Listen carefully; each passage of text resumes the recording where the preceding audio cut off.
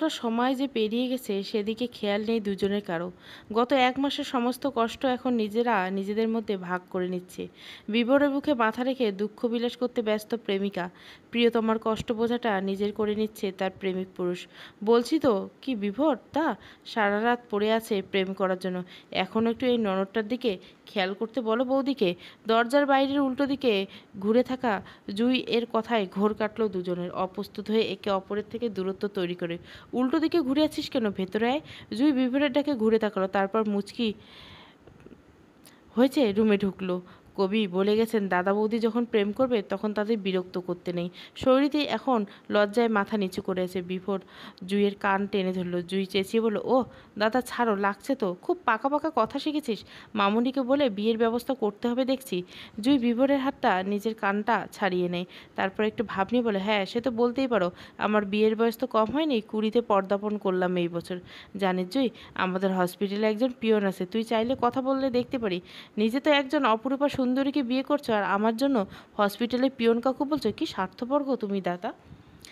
খেপি, বল কি বলতে এসেছিলি। তোমরা দুজন এত ব্যস্ত যে বাড়িতে একজন খিদেতে পেটে হাত দিয়ে নিয়ে বসে থাকতে পারে সে কথা ভুলেই গেছো। নিজেরাই জিভ কাটলো শরীরটি। সত্যি তো এই বিষয়টা ওর মাথার থেকে বেরিয়ে গেছিল। দেওয়ালে ঘড়ির দিকে তাকাতে লজ্জায় কাটা দিয়ে যায়। ঘড়ির ঘন্টার কাটাতে প্রায় 11টা ঘরে। শরীরটি জুইয়ের কাছে আসে, সরি গো, একদম খেয়াল ছিল না, চলো তোমাদের খেতে দেই। আবার ছুরি দিয়ে গলা কাটতে আসবে না তো। এমা না না, চলো এমনি আসুন। ডাইনিংয়ের টেবিলে বসে আছে বিভোর আর জুই। শরীরতে খাবার সার্ভ করছে। জুইয়ের খুব প্রিয় চিংড়ি মাছ, ওর জন্য আজ ওর পছন্দের রান্না করেছে বিভোর। ছোটবেলা থেকে জুইকে খুব ভালোবাসে, মাসির মেয়ে বলে যে নিজের বোন নয় এমনটা ভাবতেও দেয়নি কখনো জুইকে। যখন বোনদের জন্য কিছু কিনেছেন সাথে জুইয়ের জন্যও কিনেছেন। তবে বিয়েতে জুই আসতে পারেনি। উচ্চ মাধ্যমিক শেষ করে উচ্চশিক্ষার জন্য পাড়ি জমাতে হয়েছিল অন্য দেশে। কালকেই ফিরছেন জুই, কদিন থেকে আবার চলে আসবেন। তাই বোনদের জন্য এত আয়োজন বিভোরের। বৌদি তুমি খাবে না? শরীরটি একবার বিভোরের মুখের দিকে তাকায়। বিভোর খাওয়ায় মত্ত, নিঃশব্দে হাসে শরীরটি বিভোরের অবহেলা দেখে। আজ কলেজে অনেকগুলো ফুচকা খেয়ে ফেলেছিলাম, তারপর আমার তুমি আসার আগে আমি খেয়েছি। শরীরটি কথাগুলো বলে ওখান থেকে যেতে গেলেই হাত টেনে ধরে বিভোর। শরীরটি বিভোরের দিকে তাকায়। শরীরটি কিছু বলবেন? চুপচাপ খেতে বসো। আমার খিদে নেই ডাক্তার সাহেব। তোমার যে চিংড়িতে অ্যালার্জি সে কথা তুমি আমাকে বলেছিলে, এত তাড়াতাড়ি ভুলে যাই কি করে। আমি হসপিটাল থেকে ফেরার পথে তোমার জন্য রেস্টুরেন্ট থেকে খাবার এনেছি, এখানে বসো, আমি আনছি গাড়ি থেকে। শরীরটি মুগ্ধ হয়ে তাকিয়ে থাকে বিভোরের দিকে। মানুষটা তার সব খুঁটিনাটি জিনিসও মনে রেখেছে, অথচ তার সন্ধ্যা কোনোদিন সে দেখেনি। না দেখে এতটা ভালোবেসেছে, আর সৌরতি কিনা ভাবছে এই মানুষটাকে ছেড়ে যাওয়ার কথা। নিজেকে বিদ্রুপ করে সৌরতি। বৌদি তুমি যে সন্ধ্যা সেটা দাদাকে বলনি কেন? জুইয়ের কথায় ঘোর কাটে সরিতির। বিভোর চেয়ারের দিকে তাকিয়ে দেখে সেটা খালি। নিজের ভাবনার মধ্যে ডুবেছিল সে। বিভোর যে কখন উঠে গেছে সেদিকে খেয়াল করেনি। জুই এবার দিকে তাকায় সরিতে। এই মুহূর্তে তার আর বিশ্লেষণ করতে ইচ্ছে করছে না পুরো বিষয়টা। জুই সেটা বুঝতে পারছে। আচ্ছা বাদ দাও, কাল সানডে, তোমার কলেজ নেই। কাল বরং প্রথম থেকে তোমাদের প্রেম কাহিনী শুনবো। সরিতি মুচকি হেসে সম্মতি জানায়। বিভোর দুটো খাবারের প্যাকেট নিয়ে বাড়িতে ঢুকে সোজা রান্নাঘরে চলে যায়। প্লেটে সাজিয়ে আনে সৌরিতির জন্য আনা বাঙালি খাবারগুলো। শরীরটিকে প্লেটটা দিয়ে নিজে আবার খেতে শুরু করে বিভোর। রাতটা নিমেষে শেষ হয়ে গেল। কাল রাতে বিভোরের মৃত বাবা মার রুমেই থেকেছিল, কারণ সে চায় তাদের জীবনটা প্রথম রাতটা বেশ আয়োজন করে শুরু করে। এই বাড়িতে প্রথম রাতটা শরীরটি বিষাক্ততার সঙ্গে কেটেছে। সেই বিষাক্ততার রাতটার কথা ভুলিয়ে শরীরটিকে ভুলিয়ে দিবে এক জাঁকজমকপূর্ণ রাত তাকে উপহার দিয়ে। আজ রোববার, সবার ছুটি থাকলেও ডাক্তারদের জীবন ছুটি বলে কোনো শব্দ নেই। তাই বিভোর সকাল সকাল হসপিটালে চলে গেছে। শেফালি সকাল সকাল এসে রান্নাঘরে চলে গেছে। আকাশে মেঘ করেছে, তাই ঠান্ডা ঠান্ডা আবহাওয়ায় সরিতে আর জুই ছাদে গেছে গাছে ডাল দিতে। মেয়ে অবধি যেই মেয়েটার উপর সে রাগ করে বসেছিল সেই মেয়েটাই তার সরলতা বাচ্চা মেয়ে দিয়ে মন জয় করে নিয়েছে। সরিতির বেশ মনে ধরেছে জুই সরিতিকে। আর জুইও বিনীতার অভাব বুঝতে পারে না। তার সঙ্গী যে এখন নতুন বৌদি। আচ্ছা জুই, তুমি উচ্চশিক্ষা কোন বিষয়টা বেসেছো, মনোবিজ্ঞান বা মনস্তাত্ত্বিক? হঠাৎ করে এমন সাবজেক্টে আগ্রহ জন্মানো গেল, কাউকে বলবে না তো? সরিতে সরু চোখে তাকায় জুইয়ের দিকে। মনোবিজ্ঞানের ছাত্রী না হলে একজন মেয়ে হয়ে অন্য একটা মেয়ের চোখের ভাষা বুঝতে পারে প্রায়। সরিতি জুইয়ের কথায় ভাঁজটা ধরতে পেরে বেশি সময় লাগছে। বয়ফ্রেন্ডের চক্কর আছে নাকি? জুইয়ের মাথা চুলকায়। 26 ঘন্টাও হয়নি এই রমণীর সাথে পরিচয় হয়েছে, কিন্তু কত নির্দ্বিধায় সে নিজের গোপন কথাটা বলে দিল। মেয়েটা খুব সহজ সরল মনের একজন মানুষ। বিবরদা দেই হসপিটালে, সেখানে মেডিকেলে পড়তো। আমার থেকে গুনে গুনে 8 বছরে বড়। মনোবিজ্ঞানে দরুন স্টুডেন্ট, MBBS শেষ করে লন্ডনে MD করছেন এখন মনোবিজ্ঞানের। 3 বছরের সম্পর্ক। ওর কাছ থেকে মনোবিজ্ঞানের টার্মগুলো শুনে শুনে ওর পছন্দের যে কখন নিজের পছন্দ হয়ে গেছে বুঝতেই পারিনি। তাই তো বাবা মা ভাই সব আপনজন ছেড়ে পাড়ি দিয়েছি ওই দূর দেশে। কোথায় থাকো তুমি জুই? ওখানে। একই কলেজ থেকে পড়াশোনা করছে। ও সিনিয়র, আমি সবে মনোবিজ্ঞানের সেকেন্ড ইয়ার। শরীরে ভুরু কুচকায়। জুই মনোবিজ্ঞানে ছাত্রী হলেও মন বিষয়ে অতটা রপ্ত করতে পারেনি যাতে শরীরের মনের প্রশ্ন সে বুঝতে যাবে। শরীরের দারুণ সন্দেহ হয়। একসাথে থাকো? এই না না, গত 1 বছর 3 মাসে লন্ডনে থেকেও ওখানকার আধুনিকতার ছোঁয়ায় আমাদের দেশের সংস্কৃতি ভুলতে পারিনি। ওই দেশের 40, 50, 100 তলার বিল্ডিং দেখে দেখে কাটলো মন পড়ে থেকে আমার বাড়ির 2 তলার কোণে ওই রুমটায়, যেখানে আমার শৈশব কেটেছে। তোমার প্রেমিকের কথা সবাই জানে। তোমাকে তো বললামই কাউকে বলবে না। নিতুতি জানে, আর আমরা ওখানকার বন্ধুরা জানে। আর এখন তুমি জানলে। তুমি তো আমাকে কালই চিনলে, তবে আমাকে বিশ্বাস করে এত কথা বলে দিলে কেন? মানুষের মুখ দেখে মিথ্যে ভাষা বলতে পারে, কিন্তু এই দুনয়নের ভাষা কোনোদিনও মিথ্যে বলবে না। নিজের ভরসার উপর বিশ্বাস আছে, কোনোদিন ঠকিনি। তুমি তো দারুণ কথা বলতে পারো জুই। বরাবরই আমি কথা বলতে ভালোবাসি বৌদি। ছোটবেলায় মা বলতো যারা নাকি বেশি কথা বলে তাদের মনে কোনো পাপ থাকে না, তেমনি আমার মনে কোনো পাপ প্রবেশ করতে দেয়নি। শরীরে কিছু একটা মনে পড়ে যায়। তোমাকে একটা কথা জিজ্ঞেস করবো জুই? একটা কথা কেন, 100টা করতে পারো। কম কথায় আমার আবার মন ভরে না বলে হো হো করে হেসে উঠলো জুই। শরীরে হাসলো জুইকে দেখে। কালকে আমার চোখ দেখে বুঝেছিলে আমি মিথ্যে বলছিলাম? জুই হাসে। ছাদের রেলিংয়ে 2 হাত ভর করে দাঁড়ায়। প্রথমে তোমার চোখের ভাষা বুঝতে আমার দম নিতে হয়েছিল, কিন্তু তুমি যখন ওই চাকুটা নিয়ে আমার গলায় ধরলে তখন তোমার চোখে আমি নকল সন্ধ্যার জন্য প্রচুর রাগ দেখেছিলাম। তাই তো আরও রাগ দেখে তোমার যাতে করে নিজের মুখে বলো তুমি সবটা। কথাটার মাঝে সাথে সাথে হাতে থাকা মুঠোফোনে নিজের অস্তিত্ব জানান দিল। সশব্দে বেজে উঠল ফোনে। ফোনের স্ক্রিনে তাকিয়ে মুচকে আসলো জুই। মনের ডাক্তার বলে সারাক্ষণে রাখা নামটা দৃষ্টি এড়ানো না শরীরে। তৃপ্তির হাসি আসলো শরীরে। জুইয়ের হাসি দেখে ফোনের দিক থেকে চোখ সরিয়ে আকাশের দিকে তাকালো। অদৃষ্টে দিকে ছুড়ে দিল নিজের প্রার্থনা বার্তা। ভালোবাসার মানুষকে মিলিয়ে দিও ভগবান। সন্ধ্যা আর ডাক্তার সাহেবের মতো যেন জুই আর মনের ডাক্তারের মিলন ঘটে। মাত্র হসপিটাল থেকে ফিরেছে বিভোর। আজ পেশেন্ট কম থাকে, বিকেলে চলে এসেছে। এতদিন ব্যাপার অন্যরকম ছিল, কিন্তু তার জন্য অপেক্ষা করার লোক আছে। তার চিন্তা হওয়ার একজন মানুষ আছে। আগের ব্যাপার হলে কোনো পেশেন্ট না থাকলেও যে হাসপাতালে পড়ে থাকতো।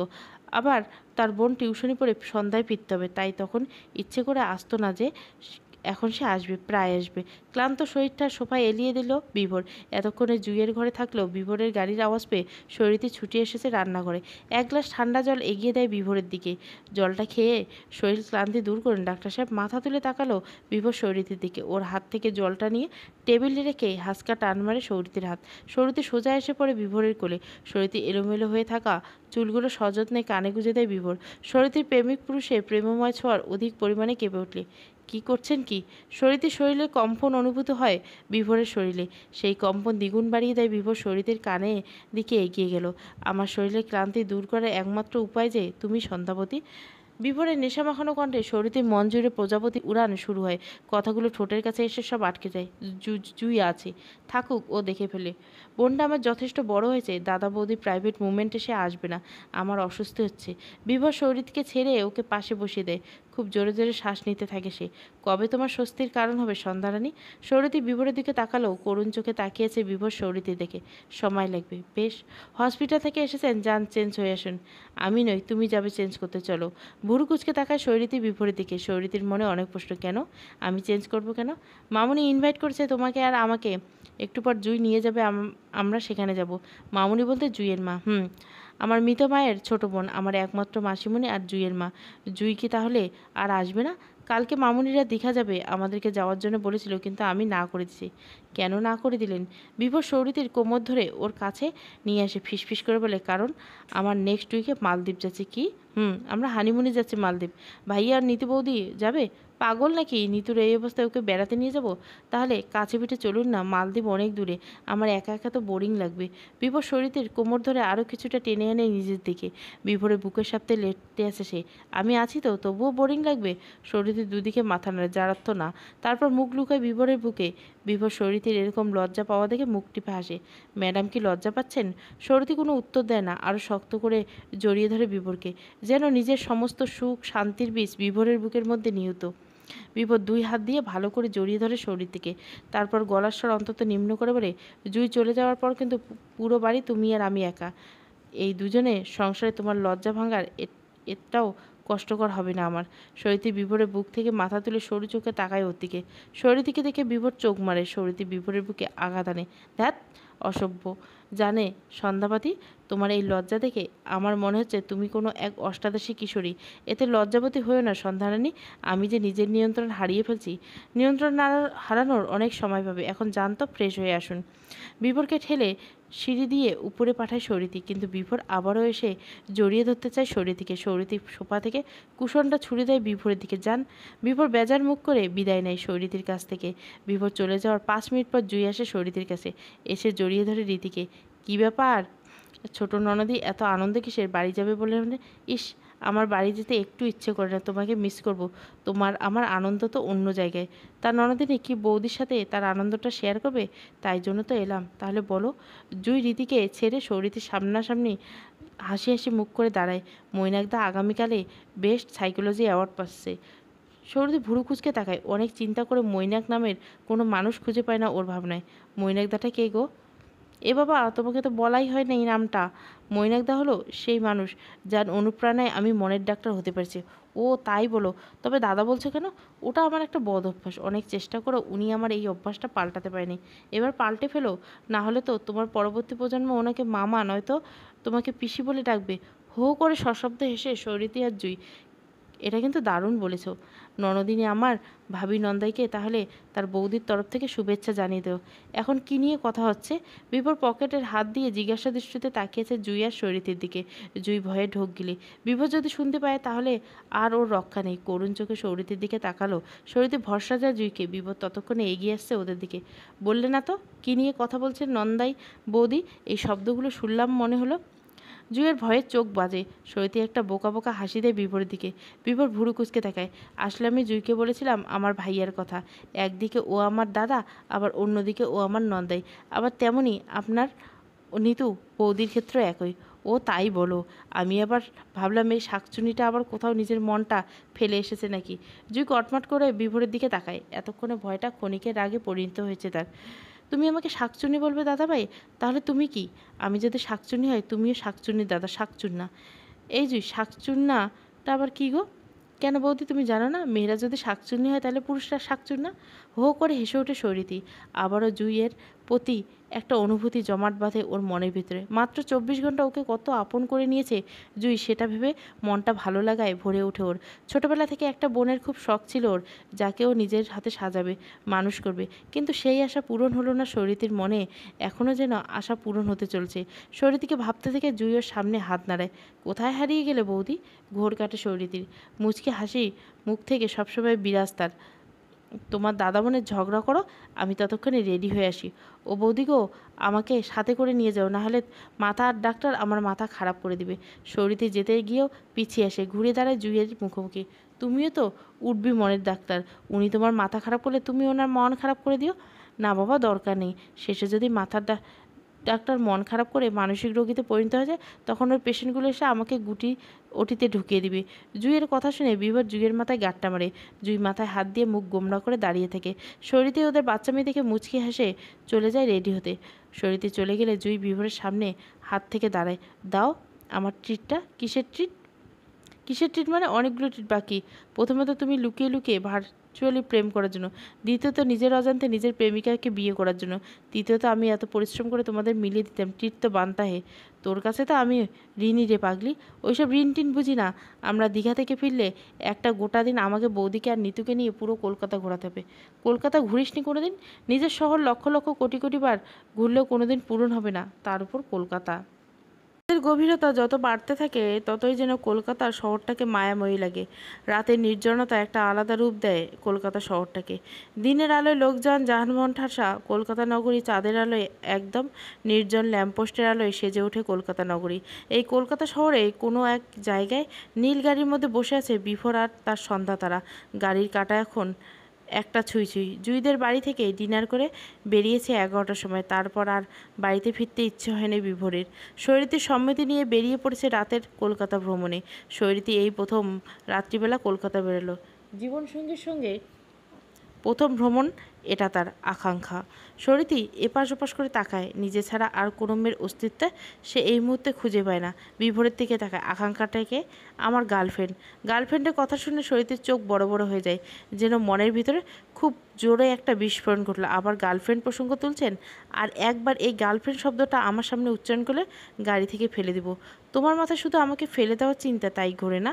সেদিন বারান্দা থেকে ফেলে দিবে বললে, আজ গাড়ি থেকে, তা আমাকে তোলার শক্তি আছে তো? আমি একা না পারলে জুইকে ডাকবো, ওকে নিয়ে না হলে আমার বেস্ট ফ্রেন্ড তিথিকে ডাকবো। ওরা না পারলে সৌরিতে একটা রহস্যজনক হাসি দিল, বিভোরের দিকে এগিয়ে দিলে। বিভোর সৌরিতে হাসি দেখে ঘাবড়ে দিলে। সন্দীপ স্যারকে ডাকবো? আমার স্যান্ডিকে? স্যারদের সম্মান দিয়ে ডাকতে হয়। এসব স্যান্ডি ট্যান্ডি কি? ওই সন্দীপ স্যারকে যদি আবার এইসব নামে ডেকেছো, তাহলে তোমাকে স্যান্ডউইচ বানিয়ে দেবো। তখন তাকে স্যান্ডউইচ স্যার বলে ডাকো। তাহলে আমি আপনার ওই আকাঙ্ক্ষা মেয়েকে তক্তা বানিয়ে ফেলবো। নিজেকে কি করে তক্তা বানাবে সন্ধ্যাপাতি?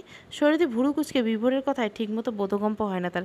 মানে, তুমি তো আমার প্রিয় আকাঙ্ক্ষা শরীতি সন্ধ্যা কাঞ্জিলাল।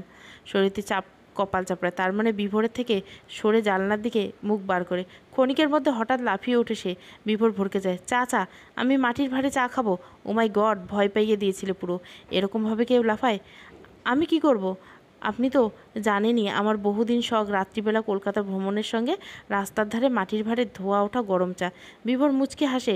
শরীরের দুটো হাতের ধরে নিয়ে একটা নাতিদীর্ঘ চুম্বন এঁকে দেয়। এই প্রথম বিভোরের ঠোঁটের স্পর্শ পেয়ে কেঁপে ওঠে শরীরটি। তাই তো আজ দুজন সারা রাত গাড়ির অলিতে গলিতে ঘুরে বেড়াবো। তাহলে চলুন না চাটা খেয়ে আসি। দুজনে গাড়ি থেকে নেমে সামনের চায়ের দোকানে যায়। গিয়ে বেঞ্চে বসে দুজনে। বিভোরকে দেখেই চায়ের দোকানদার এগিয়ে আসে ওদের দিকে। কি দাদাবাবু, আজ 1 মাস কেন দেখা নেই কেন আপনার? প্রত্যেক সপ্তাহে আপনি আর দিদিমণি আসতেন, কিন্তু গত 1 মাস ধরে যে আপনার দিদিমণির কোনো খবর নেই। দোকানদারের কথায় কৌতূহল জাগে শরীরের মনে। শরীর সন্তোষজনকভাবে তাকায় বিভোরের দিকে। এই দিদিমণিটা কে? ওকে সেটা জানতে হবে। শরীর বিভোরের দিকে তাকালেও বিভোর কোনো পাত্তা দেয় না। সে দোকানদারের সাথে কথা বলতে ব্যস্ত। শিবুদা, তোমার দিদিমণির বিয়ে হয়ে গেছে। সে এখন তার শ্বশুরবাড়িতে থাকে। আর আমার পাশে যে দিদিমণি বসে আছে, সে আমার স্ত্রী। দোকানদার শরীরের দিকে তাকায়। শরীরে এদিকে খেয়াল নেই। সে এখন গভীর চিন্তা করছে মনের ভিতরে। শিবু একগাল হেসে বলে, নমস্কার বৌদিমণি, দাদাবউর পাশে আপনাকে খুব মানিয়েছে। সৌধৃতি এবার ভাবনা থেকে বেরিয়ে এসে মুখে মেশিয়ে একটা হাসি রেখা টেনে, ধন্যবাদ দাদা। আচ্ছা দাদা, একটু আগে যে দিদিমণির কথা বললেন, ওই দিদিমণিটাকে? বিভোর চট করে তাকায় শরীরের দিকে। শরীরের চাউনি দেখে মুখ টিপে হাসে বিভোর। সেটা দেখে শরীরের আরও রেগে যায়। কটমট করে বিভোরের দিকে তাকিয়ে আবার শিবুকে শুধাইতে, রাতের বেলা আপনার দাদাবাবু ওই দিদিমণিকে নিয়ে আসতেন? হ্যাঁ, রাত্রিবেলাতে আসতেন। আর ওই দিদিমণি তো দাদাবাবুর বোন বিনীতা দিদি। বিনীতার নাম শুনে শরীরে ভরকে যায়।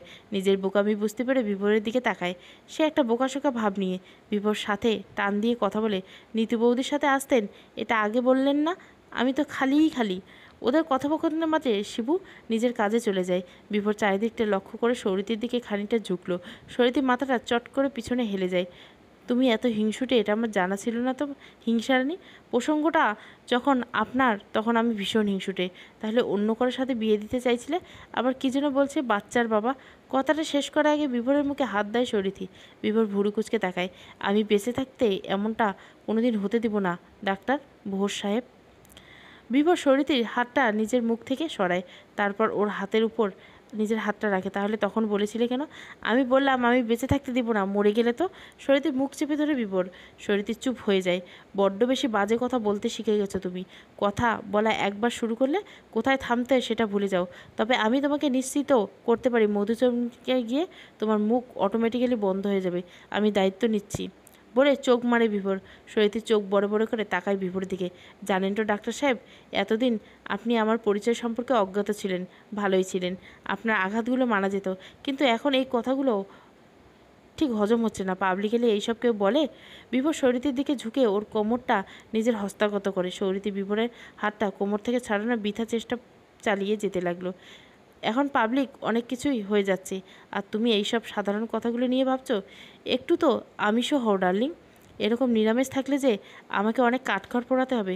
শরীরে বিভোরের বুক দিয়ে ওকে দূরে সরিয়ে দেয়। তারপর নিজে উঠে পড়ে বেঞ্চ থেকে। বিভোর কানের কাছে যায়। আমি আমিষ হলে নিজেকে সামলাতে পারবেন তো ডাক্তার সাহেব, বলে বিভোরের কাছ থেকে দূরে পালায় শৈরিতি। বিভোর এখনও থ মেরে বসে আছে। শৈরিতির বলা কথাটা ওর মাথার উপর দিয়ে চলে গেছে। সেই কথার বিশ্লেষণ করতে ব্যস্ত সে। শৈরিতি যে এমন ধরনের কথা বলতে পারে সেটা বিভোরের কল্পনা অতীত ছিল। বিভোর, দাদাবাবু আপনার চা। শিবুর কথা আর ভাবনা থেকে বেরিয়ে আসে বিভোর। এদিক ওদিক তাকিয়ে শৈরিতির গাড়ির কাছে পিছন ঘুরিয়ে দাঁড়িয়ে থাকতে দেখতে পায়। তোমার বৌদিমণিকে ডাকো। বৌদিমণি চা দিয়ে এসেছি দাদাবাবু। ও তাহলে দাও আমাকে। শিবু বিভোরের চা নিয়ে চলে গেল। বিভোর চায়ের ভার নিয়ে উঠে যায় শৈরিতির কাছে। সন্ধ্যা। আচমকা নিজের নাম শুনে হাতে থাকা চায়ের ভারটা থেকে কিছুটা গরম চা বেখেয়ালি পড়ে যায় শরীরের। আহা! বিভোর চমকে ওঠে।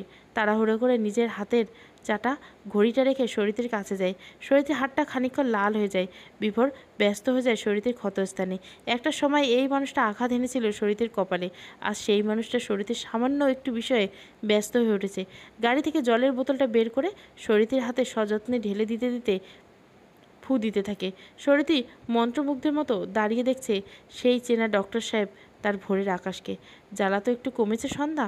শরীরের উত্তরের অপেক্ষায় চেয়ে থাকে বিভোর শরীরের মুখ পানে। শরীরে হাসে। আপনি ব্যস্ত হবেন না ডাক্তার সাহেব, তেমন কিছু হয়নি। কি বলছো ভেবে বলছো? কতটা লাল হয়ে গেছে জায়গাটা? আপনি একজন ডাক্তার, আপনার তো জানা উচিত কম গরমে কিছু পড়লে সেই জায়গাটা কিছুক্ষণ লাল হয়ে থাকে, কিন্তু কিছুক্ষণ পর আবার আগের মতো হয়ে যায়। অনেক জেনে গেছো দেখছি। তুমিও তো ডাক্তার হলে পারতে। চুপ! আর একটা কথাও নেই। গাড়ি অয়েনমেন্ট আছে, নিয়ে এসেছি। তুমি দোকানে গিয়ে বসো। সময় গড়িয়েছে কয়েকটা মাস। তথাকথিত 4টা ঋতু পেরিয়ে বিবাহের 7ম মাসে পদার্পণ করেছে বিভোর শরীরী। এর মধ্যে মালদ্বীপ, কালিম্পং সহ পাহাড়, সমুদ্র, প্রকৃতি এমন নানান সৌন্দর্যকে সাক্ষী রেখে একে অপরকে অপরিসীম ভালোবেসে গেছে। দুটি শরীর একটা শরীরে পরিণত হয়েছে বহুবার। শরীরের সমস্ত লজ্জা কাটিয়ে শরীরকে আপন করে নিচ্ছে বিভোর। তবু এত কিছুর মাঝে শরীরের একটা অভ্যাস পাল্টাতে পারেনি বিভোর। শরীরী তার ডাক্তার সাহেবকে এখনও তুমি বলে ডাকতে পারেনি। বহুবার বলতে গিয়েও জীবের ভিতরে আটকে গেছে কথা। ঘড়ির কাঁটা জানান দিচ্ছে ঘড়িতে এখন রাত 3টে বেজে 5 মিনিট। আজ আবারও দুটো শরীরের মিলন ঘটেছে। শরীরী তার অর্ধনগ্ন শরীরটা ভালো করে ঢেকে দিয়ে বিভোরের বুকে মাথা রেখে শুয়ে আছে। চোখটা থেকে গড়িয়ে পড়ল এক ফোঁটা অশ্রু। বিভোর ব্যস্ত হয়ে পড়ল শরীরীতে চোখের জল থেকে। ব্যথা পেয়েছে সন্ধ্যা? শরীরতে আরও শক্ত করে আঁকড়ে ধরে বিভোরের নগ্ন বুক। 8 মাসে পড়তে চললো আমাদের বিয়ের বয়স। আমাদের ভালোবাসার অংশ কি সত্যি আসবে না কোনো দিন? ডাক্তারবাবু, কেন তাহলে আমাদের মিথ্যে আশা দেখালেন? তনুশ্রীদি, কেন মিথ্যে বললেন সন্ধ্যা? ও যখন বলেছে নিশ্চয় তুমি কনসিভ করবে। একটু সময় দাও। সব কিছু তো এত সোজা নয়। আমরা তো অনেক চেষ্টা করছি, কই এর ফলাফল তো শূন্য। আমি সত্যিই একজন ব্যর্থ নারী। সবে 8 মাস অপেক্ষা করো, সব ঠিক হবে। আমাদের প্রিন্স অথবা প্রিন্সেস আসবে। এই 8 মাস তো বহুবার চেষ্টা করছি আমরা কনসিভ করার জন্য, তবুও কোনো একটা বাচ্চা দিচ্ছে না ভগবান আমাদের। তোমার ওভারি খুব উইক সন্ধ্যা। প্রতিবার মিলনে রক্তপাত হয় তোমার। এই অবস্থায় বেবি নিলে তোমার শরীরের অবনতি ঘটবে। ঘটুক অবনতি, আমি মরে গেলেও ক্ষতি নেই, কিন্তু আমি মা হতে চাই। তুমি বেঁচে না থাকলে মা হবে কি করে? তুমি কাকে মা বলে ডাকবে? তোমার সন্তান কে দিবে তাদের মায়ের আদর, যত্ন, ভালোবাসা? বিভোরের মুখে মুখ গুজে কেঁদে যায় শরীরী। মা না হতে পারার কষ্টটা এখন তার বহুগুণে হচ্ছে। বিভোর হসপিটালে গাইনি ডাক্তার তনুশ্রী মজুমদারের সঙ্গে এক সাক্ষাতে নানা রকম পরীক্ষা নিরীক্ষা করে ওরা দুজনে জেনেছে শরীরে মা হতে পারবে, তবে খুব সংকটজনক। ওর ওভারি খুব দুর্বল। এই অবস্থায় বেবি নিলে মা সন্তান দুজনকে বাঁচানো অসম্ভব হয়ে পড়বে। তাই বিভোর সিদ্ধান্ত নিয়েছে শরীরীকে কনসিভ করতে দিবে না। বেবি চাই না ও, শুধু ও সন্ধ্যাবতীকে চাই। সব কিছুর বিনিময়ে। তাই তো শরীরের অগোচরে প্রত্যেকবার মিলনে সে জন্ম নিয়ন্ত্রক উপায় ব্যবহার করে। অনেক হয়েছে, এবার ঘুমাও, না হলে সকাল সকাল উঠতে পারবে না। ভুলে গেলে নাকি কাল কি আছে? শরীরে বিভোরের থেকে সরে চোখের জলটা মুছে নেয়। তারপর একগাল হাসি দিয়ে বিভোরের দিকে তাকায়, যেন একটু আগে কিছুই হয়নি। যেটা ভুলে যাই কি করে বলুন তো? কাল আমার ননদ কাম বৌদি 9 মাসের স্বাদের অনুষ্ঠান। কদিন পরে আমি পিপি আর মামি হতে চলছি। আমার খুব আনন্দ হচ্ছে ডাক্তার সাহেব। বিভোর মুগ্ধ হয়ে তাকায় শরীরের দিকে। কে বলবে এই মেয়ে একটু আগে সন্তান ধারণ করতে না পারায় শোকে কাহিল ছিল, অথচ এখন অন্য কারো সন্তান আসায় এত কথায় আনন্দিত হচ্ছে। তাহলে এবার ঘুমিয়ে পড়ো। 3:30 বাজলো। এখন না ঘুমালে কিন্তু সকাল সকাল পৌঁছাতে পারবো না আমরা। সব তো আপনার দোষ। 10টার সময় ঘুম ধরে গিয়েছিল আমারই। আপনি বলে মুখ চেপে ধরে শরীরী। বুড়ো কুচকে তাকায় শরীরী বিভোরের দিকে। বিভোরের প্রেম চাওয়া চাহনি ঠোঁট থেকে হাত সরিয়ে লজ্জা সহিত নিজের মুখশ্রী আড়াল করে শরীরী। বিভোর শব্দ করে আছে, ঠিক আছে, আর লজ্জা পেতে হবে না। 8 মাসে যার লজ্জা কাটাতে পারলাম না, সে নাকি আবার চায় মা হতে। ঘুমিয়ে পড়ো। বিভোর শরীরটিকে নিজের দিকে সরিয়ে এনে জড়িয়ে ধরলো তাকে। শরীরটি ক্লান্ত শরীরটা নিয়ে মুখ গুজলো বিভোরের লোমশ বুকে। এটা কি ঠিক বৌমনি? তোমার আসার কথা ছিল কালকে, অথচ তুমি আজ আসছো বেলা 10টায়। হ্যাঁ, শরীরটির সামনে এখন ভরা পেট নিয়ে দাঁড়িয়েছে বিনিতা। সময়ের ব্যবধানে দুজনের সম্পর্ক এসেছে অনেক পরিবর্তন। আগে শরীরটি নিতুকে বৌদি বলে ডাকলেও নিতু শরীরটিকে বৌমনি বলে ডাকে। 2 বছরে বড় শরীরটি নিতুকে বৌদি না বলে নাম ধরে ডাকে। এটাই ওদের নাকি পারস্পরিক বোঝাপড়া। আর তাই দুজনের মধ্যে এই সম্পর্ক ছাড়া আরেকটা ভালো বন্ধুত্ব সৃষ্টি হয়েছে। আমাকে না বলে তোর দাদাকে বল নিতু, কাল আমি ওনার একটা ওটি ছিল। এই এক্সকিউজ মিটা দিও না একদম। দাদা ভাই নয়, ওটির জন্য কাল আসতে পারোনি, কিন্তু তুমি তুমি তো বাড়িতেই ছিলে, তুমি তো আসতে পারতে। কাল আসিনি তো কী হয়েছে, আজ তো চলে এসেছি। চল বোন আমার, রাগ করিস না। আমাকে না হয় বুঝিয়ে নিলে, যাও ভেতরে তোমার জন্য তোমার ভাইয়া ওয়েট করছে, ওকে কিভাবে বোঝাবে? এই নিতু, তুই আমাকে ভয় দেখাচ্ছিস? আমি কি তোর ভাইয়া? এই সর, তোর বরকে ভয় পাই নাকি? ভয় পাওয়া কথা হচ্ছে না, ও তোমার উপর অভিমান করছে। গত 2 মাস তুমি এই বাড়িতে আসোনি, এই জন্য তোমার ভাইয়া খুব কষ্ট পেয়েছে বৌমনি। সেই জন্য লাহিড়ী তার একমাত্র আদরের ছোটো বোনের উপর বেশিক্ষণ অভিমান করে থাকতে পারবে না নিতু, তুই চিন্তা করিস না। ঠিক আছে, তোমাদের ভাই বোনদের নিয়ে চিন্তা করা না হয় বাদ দিলাম, এবার আমাদের নিয়ে একটু চিন্তা করো বৌমনি। আমার দাদা ভাই কোথায়? শরীরটি হাসে নিতুর গালে হাত রেখে, তারপর দরজার দিকে ইশারা করে। শরীরটি নিতুর ইশারায় সেই পানে তাকায়। সামনে বিভোরকে দেখে ছুটতে যায়, হাত ধরে বাধা দেয় শরীরটি। এই অবস্থায় ছুটিস না, আমার জুনিয়র কষ্ট পাবে। তোর দাদাভাই আসছে, এইদিকে দাঁড়া এখানে। বিভোরের হাতে থাকা মিষ্টির ব্যাগ, শপিং ব্যাগ, সব জিনিসগুলো সোফায় রেখে এগিয়ে আসে বিনিতার দিকে। বিনিতা আনন্দে জড়িয়ে ধরে বিভোরকে। কেমন আছিস দাদাভাই? কদিন পর আমার ছোট্ট নিতু মা হবে, যাকে আমি নিজের হাতে মানুষ করেছি। সেই পুচকি মেয়েটা কদিন পর একটা পুচকিকে আনবে, আমার আনন্দ হবে না? খুব আনন্দ হচ্ছে আমার। দাদার কথায় আবেগে ভাসে নিতু, চোখ দিয়ে গড়িয়ে পড়ে আনন্দ অশ্রু। শরীরটি মন ভরে দেখছে 2 ভাই বোনের ভালোবাসা। তখন চোখ যায় সৌজন্যের দিকে, ওর দিকে তাকিয়ে আছে সে। ও তাকাতে অন্যদিকে চোখ ফেরালো সৌজন্য। শরীরটি বুঝলো ভাইয়াটা সত্যি বড্ড অভিমানী। এইদিকে 2 ভাই বোন ছেড়ে যে গেল নিজ ভাইয়ের মান ভঞ্জন করতে, সেদিকে নিতু স্বাদ ভোজন করবে সেই জায়গায় ডেকোরেশনের জন্য পরামর্শ দিচ্ছিল সৌজন্য। শরীরটি ওর পাশে দাঁড়ায়, সৌজন্য বুঝতে পেরে পিছনে ঘুরে না। শরীরটি সৌজন্যের চুল টেনে ধরে, সৌজন্য পিছু না ফিরেই এগিয়ে যায়। শরীরটি যায় পিছন পিছন। শেষমেশ যখন দেখে সৌজন্য পাত্তা দিচ্ছে না, তখন সৌজন্যের সামনে গিয়ে 2 হাত কোমরে রেখে সৌজন্য ভুরু কুচকে, কী চাই এখানে? আমার ভাইয়া মিস্টার সৌজন্য লাহিড়ী এই ভিড়ের মধ্যে হারিয়ে গেছে, খুঁজে পাচ্ছি না। আপনি দেখেছেন তাকে? রীতি, সর এখান থেকে, আমার অনেক কাজ আছে। সৌজন্য রীতিকে পাশ কাটিয়ে যেতে সৌজন্য 2 হাত বাড়িয়ে সামনে এসে দাঁড়ায় সৌজন্যের। I am sorry. রীতি, সর বলছি তো, সরি, আমাকে যেতে দে। আমার ভুল হয়ে গেছে, আমাকে মাফ করে দে। যা ইচ্ছা কর, কিন্তু আমার সাথে কথা বল। আচ্ছা এই দেখ, আমি উঠবোস করছি বলে জনসম্মুখে কান ধরে উঠবোস করতে থাকে শরীরটি। সৌজন্যের চোখ বড় বড় হয়ে যায়। বাড়ি ভর্তি আত্মীয় স্বজন সবাই তাকিয়ে আছে শরীরটির দিকে, কিন্তু শরীরটির এই বিষয়ে কোনো হেলদোল নেই। সৌজন্য আশপাশ তাকিয়ে শরীরকে তোলে, তারপর টেনে ঘরে নিয়ে যায়। আমাকে এখানে কেন নিয়ে এলি? কবে বড় হবি তুই? এখনও বাচ্চাদের মতো পাগলামি করে যাবি? বিয়ে হয়ে গেছে তো, এবার একটু বড় হ। আমি বড় হব না ভাইয়া, আমি ভাইয়ার কাছে আমি ছোট হয়ে থাকবো। তোর নীরবতা যে আমার বুকে এসে আঘাত করে রে ভাইয়া। শরীরটির চোখের জল স্পষ্ট। সেই জন্য ছোট্ট থেকে বোনের চোখের জল সহ্য করতে পারে না, বুকে টেনে নেয় শরীরকে। পাগলি একটা। আর রাগ করবি না তো আমার ওপর? করবো না, তবে একটা শর্ত। শর্ত? প্রতি মাসে অন্তত 2বার করে এই বাড়িতে আসতে হবে। রাজি আছিস নাকি বল? রাজি। অপারেশন থিয়েটারের বাইরে ক্রমাগত পায়চারি করে যাচ্ছে সৌজন্য লাহিড়ী। অর্ধাঙ্গিনীকে হারিয়ে ফেলার এক নিদারুণ চিন্তা তাকে ক্রমশ গ্রাস করে চলেছে। তার স্ত্রী এখন মৃত্যুর সাথে লড়াই করে যাচ্ছে এই বদ্ধ কেবিনের মধ্যে। সব কিছু ঠিকঠাক ছিল, কত আনন্দ ছিল সবাই বিনিতার 9 মাসের 7 বক্ষণ নিয়ে। অনুষ্ঠান সুসম্পন্ন হয়ে গেছিল, কিন্তু ওয়াশরুমে গিয়ে পা পিছলে পড়ে যায় বিনিতা, আর তারপরে প্রসব যন্ত্রণা। খুব দ্রুততার সাথে বিনিতাকে অপারেশন থিয়েটারে নিয়ে যাওয়া হয়। বিভোর ডাক্তার বলে সেদিকে কোনো বেগ পেতে হয়নি তাদের। তবে বোনের চিন্তাতে বিভোর যে কাহিল হয়ে বসে আছে এক কোণে, সেই জন্য ছুটে এলো বিভোরের কাছে। বিভোরদা, এতক্ষণ ধরে ডক্টররা কি করছেন ওটিতে?